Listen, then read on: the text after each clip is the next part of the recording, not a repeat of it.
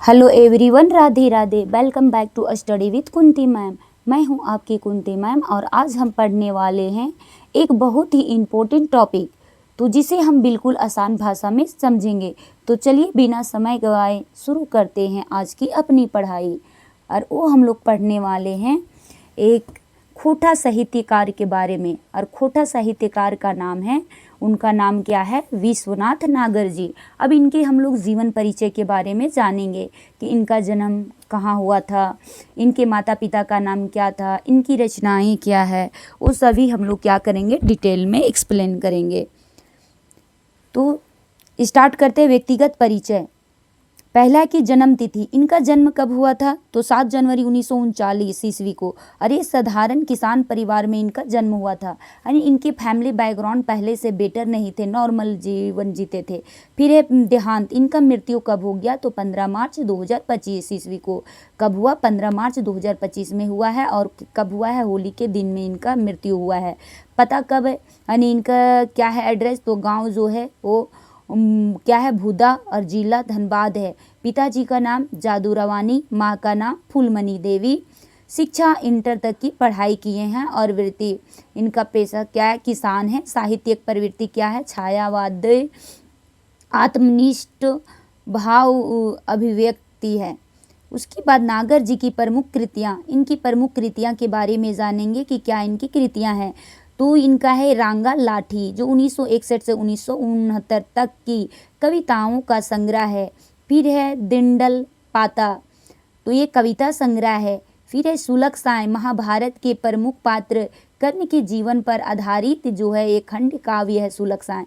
फिर नोट जो जानेंगे कि इस खंड काव्य में 11 पर्व जो है सर्ग है इसमें।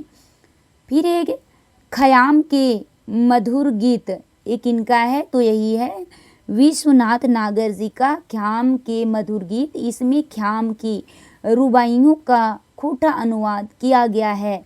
फिर जानेंगे झींगा फूल, इनका कृति का नाम अगला है झींगा फूल। और ये झींगा फूल क्या है, नागर जी के गीतों का संग्रह है। और ये अप्रकाशित है, ये प्रकाशित नहीं हुआ है। 6 में जानेंगे पत्र पत्रिकाओं में लेख, नागर जी के लेख समय समय पर भिन्न भिन्न पत्र पत्रिकाओं में छपते रहे हैं। धनबाद से प्रकाशित होने वाली पत्रिका दैनिक आवाज़, इनके कुछ प्रमुख लेख छपे जो निम्नलिखित है। दक्षिणी बिहार की लोक भाषा खोटा, कब हुआ है, 7 जून 1922 ईस्वी को छपा है। फिर से छोटा नागपुर के घर आगब की बोली खोटा, ये जो है 8 से लेकर 15 नवंबर 1992 ईस्वी को छपा है। फिर एक खोटा भाषा के ऊपर हिंदी भाषा में लिखी गई इनके एक पुस्तक है, खोटा भाषा का लोक साहित्य एक विवेचन। ये है एक सब किनका है, तो विश्वनाथ नागर जी का है। विश्वनाथ नागर जी का जन्म धनबाद जिला के जो था मुंदा गांव में एक साधारण किसान के यहाँ 7 जनवरी 1939 ईस्वी को पुष माह में जादू रवानी और फूलमणि देवी के घर में हुआ था। तो इस तरह से इनका परिचय है। ये धनबाद जिला में हुआ था 7 जनवरी 1939 के। इनके पिता का नाम बताए थे जादू रवानी, माता का नाम फूलमणि देवी है। इनकी पढ़ाई लिखाई बहुत अधिक तो नहीं हो पाई, मगर इंटर तक की पढ़ाई इन्होंने की। कितना पढ़ाई किए हैं, इंटर तक की पढ़ाई किए हैं। वह समय था, समय कब था, 1960 के आसपास, जब धनबाद क्षेत्र में अपनी भाषा संस्कृति को बचाने और आगे बढ़ाने हेतु कुछ भाषा संस्कृति प्रेमी आगे आए और इनके केंद्र में थे श्रीनिवास पानूरी और इर्द गिर्द भी थे विश्वनाथ धसोंदी, राजी, नारायण महतो, नरेश नीलकमल और हमारे विश्वनाथ नागर जी भी थे। ये सभी ये खोटा के साहित्यकार लोग थे। इन सबों ने मिलकर 1957 ईस्वी में लोक सेवा संघ और खोटा साहित्यिक रूम समिति क्या क्या बनाया था। उसके बाद 1957 ईस्वी में क्या हुआ, आकाशवाणी रांची की भी स्थापना हुई थी। कब हुई थी, 1957 में। इन सबों की, जिसमें हमारे नागर जी भी थे, और रचनाएं आकाशवाणी से क्या होने लगी, प्रसारित होने लगी। विश्वनाथ नागर जी को श्रीनिवास पानूरी जी ने खोटा साहित्य समिति का सचिव नियुक्त किया गया था।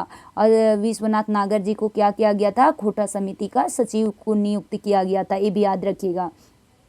नागर जी का स्वभाव से बड़े ही सीधे साधे थे और इन्होंने रांगा लाठी में प्रकाशित अपनी एक कविता भादर मास फिर है ये साक्ष्य उन्होंने अपने विषय में लिखा है। छल पैंच जानी नाय सीधा सपाटा मानुस, जनही दिनही उन्हीं रायत संगे तीन धनुष, बोली हमार सहज सुंदर लेबे सहजे बाची, गीत फूटे मुक्त कंठे भादर मासे साक्षी। इस तरह से इनका क्या था, पंक्ति था जो इन्होंने लिखे थे साक्षी पर। फिर है अदि नागर जी के विद्यार्थी जीवन की रचनाओं को छोड़ दिया जाए तो पूरे जोर शोर से इनकी रचनाओं का आरंभ हम 1961 से मान सकते हैं। ये बोला जा रहा है कि इनकी और भी रचनाओं को विद्यार्थी जीवन वाले छोड़ दिया जाए तो इनकी 1961 के रचनाओं को आरंभ मान सकते हैं, जो अभी तक जारी है और जो अभी भी क्या है, इनका जारी है। फिर आगे जानेंगे कि नागर जी के कृति क्या है, इनका कृतियों को डिटेल में क्या करेंगे, एक्सप्लेन करेंगे। तो नागर जी के कृति क्या है, तो इनका है रांगा लाठी। क्या नाम है, रांगा लाठी। तो रांगा लाठी ये इनकी पहली कविता संग्रह है जिसमें क्या है 1900 ये तो 196 टाइप के है, ये सब तो नहीं होता है। 1966 से 69 तक की रची गई कविता संग्रह ये होनी चाहिए। और कला और साहित्य के उद्देश्य से संबंध में दो मुख्य सिद्धांत प्रस्तुत किए हैं। विद्वानों ने कला के लिए तथा जीवन के लिए, मानव के लिए एक कलाएं स्थूल भी होती है, ये इन्होंने कहा, और सूक्ष्म भी है। सूक्ष्म कलाओं के अंतर्गत साहित्य जो है काव्य की गणना होती है और इसलिए साहित्य का उद्देश्य है मानव मस्तिष्क को मनोरंजन प्रदान करना। इनका ये मानना था कि साहित्य जो है वो क्या करता है, मानव मस्तिष्क को मनोरंजन प्राप्त करता है। जिस प्रकार से होता है music is medicine of the mind, जब कभी टेंशन में हो जाता है तो लोग अपने आप में गुनगुनाने लगते हैं, जिससे जो कि क्या करता है, मेडिसिन का कार्य करता है। उसी तरह इनका जो मनोरंजन बोलते थे, साहित्य एक मनोरंजन है, मनोरंजन की तरह काम ही करता है, चूँकि यह मस्तिष्क के शरीर का एक सर्वाधिक महत्वपूर्ण अंग होता है और इसी निवास शरीर में होता है। इसलिए प्रत्यक्ष अप्रत्यक्ष रूप से साहित्य मानव शरीर से भी जुड़ा हुआ होता है, जुड़ जाता है और उस तरह शरीर से भी भौतिक तो है ही और स्थूल भी है। अतः साहित्य के दोनों धर्मों का समान महत्व है। इस तरह से साहित्य का इनका मानना है कि महान दोनों का महत्व जो है वो इक्वल है। रांगा लाठी कविता संकलन साहित्य और कला के दोनों उद्देश्यों को समान महत्व देने वाली कविता का संकलन है। इसमें कला फिर है कला के लिए और कला जो होता है, कला मानव जीवन के लिए दोनों सिद्धांतों को परिपक्व हुआ है। ऐसे में समग्र खोटा साहित्य मानव जीवन के भौतिक पक्ष से जुड़ता जाता है। इस कारण है कि उच्चता ग्रंथि में हीनता ग्रंथि का शिकार बनकर रह गया है। इस तरह से इनका क्या मानना था कि यहाँ देख रहे हैं साहित्य जीवन जितने भी है उच्च हीनता ये है, ग्रंथि शिकार बनकर रहा है। साहित्य अधिक वह राजनीतिक बन गया है। यहाँ पे देखा जाए तो जहाँ पे क्रांति संघर्ष और विद्रोह क्या होता है का होता है, आह्वान विशेष रूप से होता है। और आगे हम लोग भी पढ़ेंगे कि इस संकलन में क्या होता है, संकलित उठाए लिहे को क्या है, कोराए टूटा गीत भी सुनाई गेल, तोर इंगिते दर्दे डूबल, फिर है इंगित पाए, फिर भादर मास साक्षी गीत, तो जो ये सभी है क्या गीत वही गावेल दियल जाए देहें, फिर है डहर चला दाई भेल आदि। इनके कुछ जो है कविताएं सूक्ष्म साहित्य भावों का चित्रण करती है। और विशेष कविताएं जैसे रहल धोती रांगल, फिर है पुराण ठेंगा भांगा, हाथों भागे हमें जे बैरागिक जायत। इस तरह से दुर्दशा है नियोजित आदि कविताएं स्थूल भौतिकता का चित्रण करती है। कुछ कविताएं हास्य व्यंग का भी है चित्रण करती है। इस तरह से इनका जो है विश्वनाथ नागर जी की कविताएं हैं।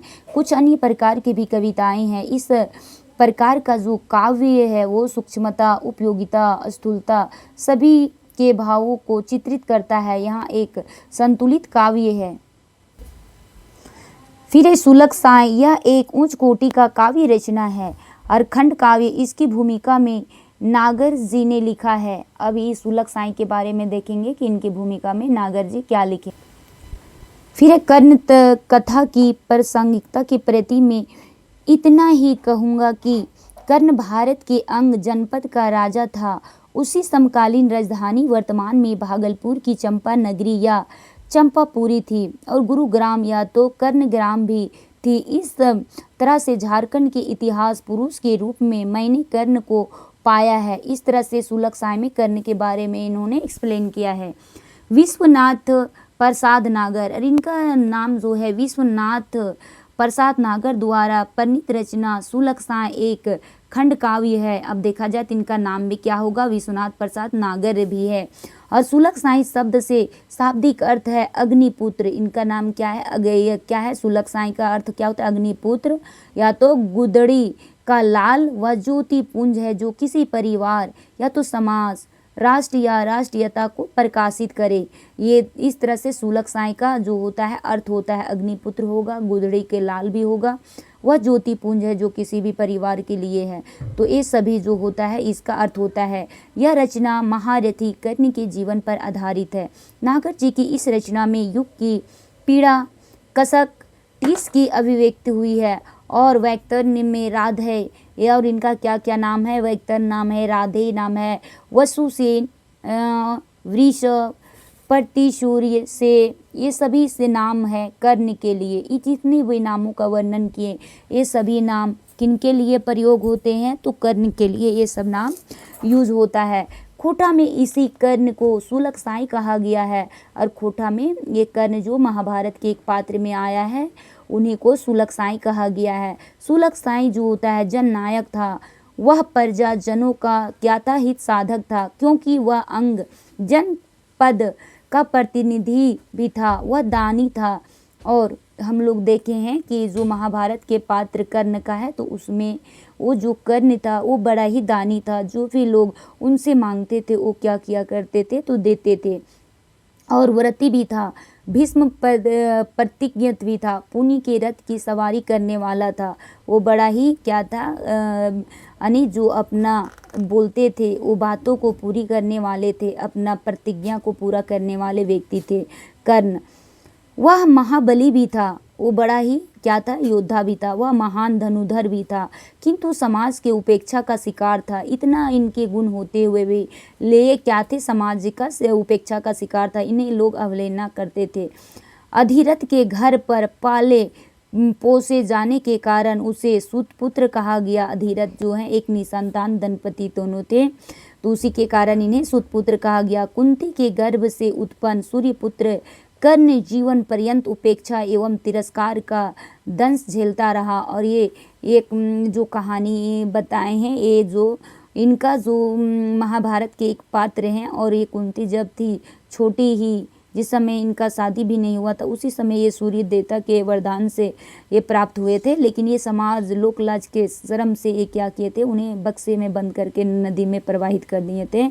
तब ये निसंतान जो थे वो दोनों पालन पोषण इन्हें किए थे। उस तरह से इन्हें क्या हुआ कि कितनों एक छत्रपति, एक महाबली रहते हुए भी इन्हें समाज का अवहेलना झेलना पड़ा और अपमानित होना पड़ा।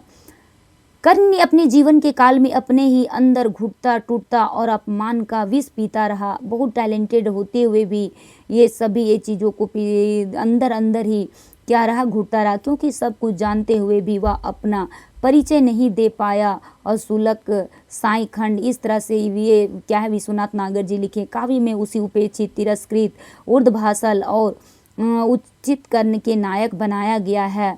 और उस नायक में क्या किया गया, उस नायक में प्रासंगिकता लाई गई है। द्वापर और महाभारत के कर्ण के आधुनिक जीवन की विसंगतियों को प्रतीक के रूप में चित्रित किया गया है और कुल रूप में सामाजिक भेदभाव का प्रतीक होने के कारण वह कर्ण प्रासंगिक बन गया है। पीरे रश्मिरथी का कर्ण और सुलक्षणा का कर्ण एक जैसा है। कर्ण का तेज और मुग्ध होकर भी परशुराम कहते हैं, क्या कहते हैं जानते हैं, क्योंकि इन्होंने परशुराम के पास भी इन्होंने शिक्षा ग्रहण किए थे, लेकिन वहाँ अपना ये परिचय दिए थे कि एक हम क्षत्रिय हैं। लेकिन बाद में परशुराम को पता चल गया था तो उन्होंने ही इसे श्राप दे दिया था कि तुम्हारा जो है विद्या एक समय रहेगा, मुसीबत रहे, जिस समय तुम्हारा विद्या का जरूरत रहेगा उस समय ही वो काम नहीं आएगा, जिसके कारण से उनका रथ का पहिया जो रहता है ज़मीन में धंस जाता है और उस समय उनका जो भी सीखा हुआ काम नहीं आता है और उसी वक्त जो है अर्जुन मार देते हैं। फिर हमें भीतर से क्या होता है, गदराई गेलो रे आज तेरा देखी आपन घरे मन हमर कते निर्मल शीतल भैल घुर फागुन थक कबे है कदे करे। इस तरह से इन्होंने लिखे हैं। तोई केते पूत कहाँ चाय कई कैर लालचे देहें देखी के ई पहले कहाँ तोर अंग अंग दमके धमके हले अते दीन घैर नुकल कहाँ देही ऐसन छर हैरा सोटाइल सो कौसे अंगोछन देखाई नाय कोनो राजकुल्ले कहाँ पूत ऐसन की घूर पठैली पूत गंगा माई। इस तरह से इनका लिखा हुआ है विश्वनाथ नागर जी का। ठीक इसके विपरीत द्रोणाचार्य जो है इस वश उसे तेजयुक्त कर्ण को अज्ञात कुल सिल के आधार पर अपमानित करते हैं और इन्हें अपमान का जो बहुत ही सामना करना पड़ता है। जो महाभारत के पात्र कर्ण हैं उन्हें धनुक बाण तोरा की शोभतो तोय जे तो भले सूत पुत हैं। इस तरह से द्रोणाचार्य ये नहीं जानते हैं कि ये कुंती का पुत्र है, और वो जानते हैं कि ये तो सूत पुत्र है। कहने का मतलब ये निम्न कुल का है, तो ये क्या जानेगा धनुष बाण के बारे में। तोय हाथे गदायर क्या है तोर हाथे क्या है कोदायर गायत हार फार, यानी तुम्हारा हाथ में जो होता है कुदाल ये सब हार फार शोभेगा। और जहाँ तू किता गांव के घरे के संगति साथी हित कुटुंब माता पिता, मतलब तुम यही सब काम करने के लायक है, घर गांव के काम करने का। फिर है ख्यान की मधुर, इस तरह से उनका सुलक्षाएं का वर्णन था। फिर है ख्यान की मधुर रुबाइयों को नागर जी ने खोटा में ही अनुवाद करने का काम किया है। यह एकांत भाव का मधुर गीत है, ख्याम तोर मधुर गीत। अब है झिंगा फूल, नागर जी का भी एक गीत संग्रह है और इसमें दुर्भाग्यवश यह रचना अभी तक प्रकाशित नहीं हुआ। नागर जी की साहित्य प्रवृत्ति जानेंगे। इनकी रचनाओं में छायावाद और आत्मनिष्ठा की भाव अभिव्यक्त साफ झलकती है, जिसकी एक जो है वानगी देखिए। माही डूबल आँखी मोरा ढुलुक ढुलु, क्या होता है, माही डूबल आँखी मोरा ढुलु बुलु हाय हाय निसक जोरे गोड़ तोए बहक जोदी जाए। फिर दीहे किरण जाल फैंस ली है मोरा उठाए ली है कोरा। इस तरह से इनका लिखा हुआ है। आज हवा चाइल मूल जिंदे तंदे बोहे आज मंदे तबे ठा बिरसल बात कहे। फिर है उलझ हमें जीवन पथे हेराए कुछ देलो, यहाँ उलझ हमें जीवन पथे हेराई कुछो देलो दुखे के चादर ओढ़ी दामे लूटे डूब गेलो। इस तरह से इनका लिखा हुआ है कि अब है संगीत और खोजे हमें कहाँ नाई गेलू गीते के घरे बोहल बोहल तोरे कछारे आयलो। इस तरह लिखे हैं। नागर जी की रचना की प्रकृति चित्रण है। रकम रकम बोली बोल पाखी दले चहक नाना रे साई समय परनिक बेटी मलके ऐसन समये के जैसे मधुर मधुर सुरे टूटा गीत सुनाई गेल, यानी कि टूटा हुआ गीत सुनाया है। और डांडई कुछो दूरे, जिस समय सभी झारखंड की समस्याओं से परेशान होकर उसे अपनी लेखनी का विषय बना रहे थे, उसी समय नागर जी भी इसी मार्ग से भटककर प्रकृति की सुंदरता का चित्रण कर रहे थे और अपने मन ही भावों में अपनी क्या कर रहे थे, रचनाओं को अभिव्यक्त कर रहे थे। और आत्म केंद्रित भाव से इस बात का वर्णन अपने ही एक कविता में उन्होंने स्वयं किया है। जो कवि रहते हैं, लोग बोलते हैं ना, जहाँ ना पहुँचे रवि वहाँ पहुँचे कवि, यहाँ लिखे हुए हैं कबीरदासी सब। तो इनका जो होता है, जब भी कविता लेखन जो कवि रहते हैं वो स्टार्टिंग करते हैं तो इतने भाव विभोर हो जाते हैं, इतनी एकदम अलग ही लेवल की दुनिया में पहुंच जाते हैं और वो पूरी तरह जो है प्राकृतिक गोद में समा जाते हैं और उस तरह से उन्होंने क्या करते हैं, लिखते हैं। फिर है अचार विचार छोड़ हमें डहर छाड़ा भेलो रौदे के जलाएं छाहुर खोजे इंदा चैल आयलो। फिर नागर जी की रचनाओं में खोटा भाषा की अभिव्यक्ति क्षमता दृष्टिगोचर होती है। इनकी कविताओं की काव्य रचनाओं सबसे बड़ी विशेषता है कि उन्हें सुर ताल के साथ अच्छी प्रकार से गाया जा सकता है और इनकी काव्य रचनाओं की भी अद्वितीय और उत्कृष्ट है। हमारी नागर जी के जैसा एकांत भाव है और प्रकृति का चित्र है तो कोई नहीं हो सकता। भले ही नागर जी की रचनाएं समय की मांग के अनुसार नहीं है, फिर भी इनकी रचनाओं ने यह सिद्ध कर दिया है कि खोटा भाषा अभिव्यक्त क्षमता अकुत है। और इस तरह से हमारी नागर जी के जो थे रचनाएं थे, कविता, ये जितना भी था वो आप लोग के सामने एक्सप्लेन करके बताएं कि इन्होंने इनकी कृतियों में कितनी ही मार्मिकता नज़र आते हैं, प्राकृतिक चित्रण और बहुत ऐसा होता है कि मार्मिक देखने के लिए मिलता है। तो इस तरह से नागर जी का जीवन परिचय, इनके संबंधित जो कृतियाँ थी, रचनाएं थे, वो सभी आपके समक्ष बताएं। अब इनके जो है वस्तुनिष्ठ जो क्वेश्चन आते हैं, प्रश्न आते हैं, उसके बारे में अब जानेंगे कि वस्तुनिष्ठ प्रश्न जानेंगे कि नागर जी हला क्या थे, तो कितना पढ़ाई किए थे, तो इनके बारे में जानेंगे कि आखिर के ये पढ़ाई कितना किए हुए थे, तो ये इंटर तक की क्या किए हुए थे, पढ़ाई किए हुए थे। अब दूसरा नंबर के क्वेश्चन के बारे में जानेंगे कि नागर जी कौन ठावे रहवैया हलथीन, यानी किस जगह पे इनका यानी जो घर था वो कहाँ पे था। मुंदा गांव धनबाद, बरवा अड्डा धनबाद, बैदमरा बोकारो, खैरा चातर बोकारो, तो इनका कहाँ था, टूका जानेंगे, तो ये है मुंदा गांव धनबाद था। फिर जानेंगे तीसरा नंबर में नागर जी के जन्म कौन बछरे भेल हला, यानी कब इनका जन्म हुआ था, तो ये आप लोग जान चुके हैं। 3 नंबर का क्या हो जाएगा कि ये 7 जनवरी कब हुआ था, 7 जनवरी। देखिए 1939 में बहुत सारा कन्फ्यूज़न करने के लिए दिया है। देखिए 7-7 मिल रहा है, लेकिन यहाँ अक्टूबर है, 1939 लास्ट वाला ईयर भी मिल रहा है, लेकिन अक्टूबर नहीं होगा। 1939 20 जून 1939 ये भी नहीं होगा, ये क्या हो जाएगा 7 जनवरी 1939 हो जाएगा, तो डी नंबर हो जाएगा। फिर है नागर जी के बापे का नाम की लगे, तो इनका पिताजी का नाम क्या था, मुखराम रवानी, जादू रवानी, तिलेश्वर रवानी, अकलू रवानी, तो इनके पिताजी का नाम क्या था, तो आप लोग को बताएं जादू रवानी। जादू रवानी नागर जी हैं, तो जादू रवानी इस तरह से रिलेट करके पढ़िएगा। नागर जी के लिटरेरी जो है गलत छांटना है। इनका जन्म 7 जनवरी 1939 के भैल, सही बात है। इनका जो है माई का नाम फुलमनी देवी है, इनका भेंडरा बोकारो हतीन, ये इंटर तक पढ़ लेतीन, तो ये तो सही है। भेंडरा बोकारो तो नहीं है, भटमुंडरा धनबाद है, तो इनका जो है रॉन्ग क्या हो जाएगा, तो ये सी नंबर हो जाएगा। फिर एक कैसन परिवार में नागर जी का जन्म भेल था, यानी किस तरह के परिवार में इनका जन्म हुआ था। साधारण चासा घरे, फिर है तलियाल चासा घरे, मतलब ये अमीरी वाला घर हुआ था, नहीं ये भी नहीं होगा। उसके बाद है तलियाल नेता घरे, नहीं ऐसा भी नहीं हुआ था। तो 6 नंबर का क्या हो जाएगा, साधारण चासे घरे, साधारण किसान परिवार में हुआ था, खेतिहर फैमिली में। सुलग साई कैसन रचना लागे, यानी जो है क्या नागर जी का जो सुलग साय है विश्वनाथ नागर जी का, ये कैसा है, खंड काव्य है, गीत संग्रह है, कहानी गोच है, या कोयनो नाय है। तो सिविन वाला क्या जानेंगे, तो ये खंड काव्य है, क्या सुलग साय। फिर आगे जानेंगे कि नागर जी की रचना नख है, कौन नहीं है, मैलाइल हवा है, सुलग साय तो है, झिंगा फूल है, रांगा लाठी भी है। मैलाइल हवा, तो ये मैलाइल हवा इनका जो है वो रचना नहीं है। फिर है नागर जी के पहल कविता संग्रह किताब छांटा, कौन पहला कविता संग्रह है किताब वो छांटना है। 9 नंबर का देखेंगे तो क्या है, सुलग साय है, नहीं है, झिंगा पुल है, नहीं है, रांगा लाठी, हाँ ये रांगा ही लाठी है, और टिंडल पाता जो है ये भी नहीं है।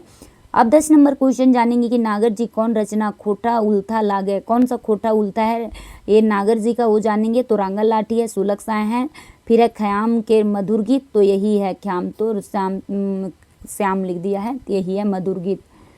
फिर है झिंगा फूले के लिए तरारे गलत छांटा, ई नागर जी का गीत संग्रह लागे, ई क्या है, अखन ले छपल नख है, ई यानी अभी तक ले ये नहीं छपा है। ई रचना के खोटा उल्था लागे, ये भी विश्वनाथ नागर जी की रचना लागे। तो 11 नंबर में क्या सही हो जाएगा, गलत छांटना है, तो ये सभी तो बात है, लेकिन ये रांगा कोटा ये सब जो है ये वर्ड नहीं है। फिर है सुलग साय के लेता है, सही छांटा है, ई खंड काव्य रचना लागे, ये महाभारत पात्र करण पर आधारित है, सही बात है, ये विश्वनाथ नागर जी की रचना लागे, तो क्या हो जाएगा 12 नंबर का, तो ये सभी बातें जो हैं सही है। फिर जानेंगे विश्वनाथ नागर जी के साहित्य प्रवृत्ति लागे, क्या प्रवृत्ति थे, छायावादी थे, आत्मनिष्ठ और भाव व्यक्त थे, ये भी दोनों होगा। तो 30 नंबर में क्या हो जाएगा, तो ये और भी दोनों सही बात है। फिर नागर जी का सचिव हला, नागर जी के किस कमेटी के सचिव थे, खोटा साहित्य समिति, खोटा उत्थान समिति, खोटा लोक भाषा समिति, या कोनो ना। तो 14 नंबर का क्या होगा, खोटा साहित्य समिति का ही ये क्या थे, इनको सचिव बनाया गया था। सुलग साय खंड कायबोग में कैगो सर्ग है, ये भी बताए थे। 15 नंबर का बताइए तो कितने था, तो ये 11 सर्ग था। फिर आगे जानेंगे कि नागर जी कहिया से खोटा जगते आइला, यानी कब से ये जो खोटा जगत में कितना ईस्वी से ये अपने योगदान दिए हैं, कितना ईस्वी से, तो 16 नंबर का क्या हो जाएगा, ये 1955 नहीं होगा। बी नंबर में क्या है 1958, सी नंबर में 1960 और डी नंबर में 1965। तो ये सी नंबर जो है देखिए आगे पीछे किया हुआ है, 1960 से था। नागर जी कहिया खोटा जगत में आइला 1960 ईस्वी। फिर नागर जी जो है कब इनका मृत्यु हो गया था, तो इनका मृत्यु हुआ था 15 मार्च, कब, 15 मार्च 2025 ईस्वी को। तो इस तरह से आप लोग का विश्वनाथ नागर जी का जीवन परिचय जो है थ्योरी पोर्शन करवाएं आप लोग का पहले, उसके बाद भी इससे संबंधित जो भी MCQ बनता था उसको भी कंप्लीट करवाएं। यदि आपको मेरा जो अपलोड कर रहे हैं खोटा का वीडियो यदि आप लोग को पसंद आता होगा तो चैनल को क्या कीजिएगा, लाइक कीजिएगा, सब्सक्राइब कीजिएगा और शेयर भी कीजिएगा। और जैसा आप लोग का कमेंट रहेगा तो उसके आधार पे हमको भी मनोबल मिलेगा और आप लोग के लिए हम वीडियो को प्रोवाइड करते रहेंगे। जय हिंद, जय भारत, जोहार Jharkhand. Thank you for watching.